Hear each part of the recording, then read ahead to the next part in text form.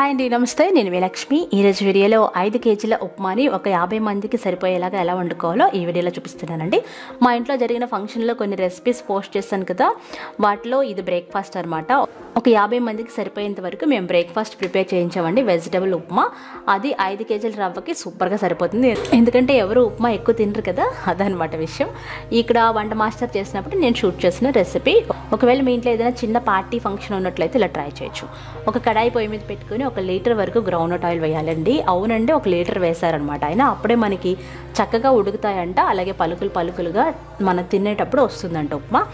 నూనె వేడైన తర్వాత అందులో 200 గ్రాముల పల్లీలు, 50 గ్రాముల మినపప్పు, 50 గ్రాముల శనగపప్పు, 20 గ్రాముల ఆవాలు ఇవన్నీ కలిపేసి వేస్తున్నారన్నమాట. పల్లీలు పచ్చివే వేస్తున్నారు, మనం వేయించినప్పుడు వేగిపోతాయంట. చూసారా, నూనె ఎంత వేశారో ఇంత వేయాలి. గ్రౌండ్నట్ ఆయిలే వేయాలన్నమాట. ఇవి చక్కగా మీడియం ఫ్లేమ్లో వేయించుకోవాలి. ఒక 2-3 నిమిషాలు ఇలా కలుపుకుంటూ వేయించుకోవాలి. కలుపుతూనే ఉన్నారండి ఆయన. అప్పుడే మనకి పల్లీలు కూడా చక్కగా వేగిపోతాయని చెప్పారనమాట. ఇవి వేగిన తర్వాత కట్ చేసి పెట్టుకున్న ఒక 1/2 కేజీ ఉల్లిపాయలు వేయాలి. అంటే ఒక 4-5 వచ్చినాయి అనమాట మాకు పెద్ద సైజులోవి. ఈ ఉల్లిపాయలు కూడా వేసేసి మనం చక్కగా వేయించుకోవాలి. ఉల్లిపాయలు కొంచెం కలర్ మారాలన్నమాట. కలర్ మారిన తర్వాత కట్ చేసి పెట్టుకున్న 100 గ్రాముల పచ్చిమిరపకాయలు, 200 గ్రాముల క్యారెట్స్, అంటే పెద్ద సైజు క్యారెట్స్ 2 వచ్చినాయి అనమాట. వాటిని చిన్నగా కట్ చేసుకొని వేశారు.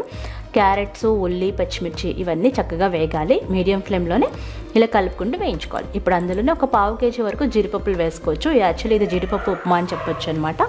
జీడిపప్పులు కూడా వేసేసి మీడియం ఫ్లేమ్లో వేయించుకోవాలి. వేయించినంతసేపు కలుపుతూనే ఉన్నారని చెప్పాను కదా. ఇప్పుడు అందులో 3 పెద్ద టమాటాలు కట్ చేసి వేశారండి. దాదాపు 200 గ్రాములు ఉంటాయన్నమాట.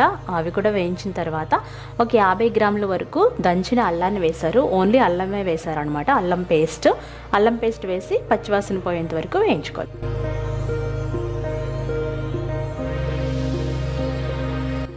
ఇప్పుడు అందులో గుప్పెడు కరివేపాకు, అలాగే తగినంత ఉప్పు వేసుకోవాలి. ఇవన్నీ వేసేసి మళ్ళీ మనం బాగా వేయించుకోవాలి. చూసారు కదా, ఈ ఆఖరిగా కరివేపాకు వేసిన తర్వాత లో ఫ్లేమ్లో పెట్టేస్తారనమాట.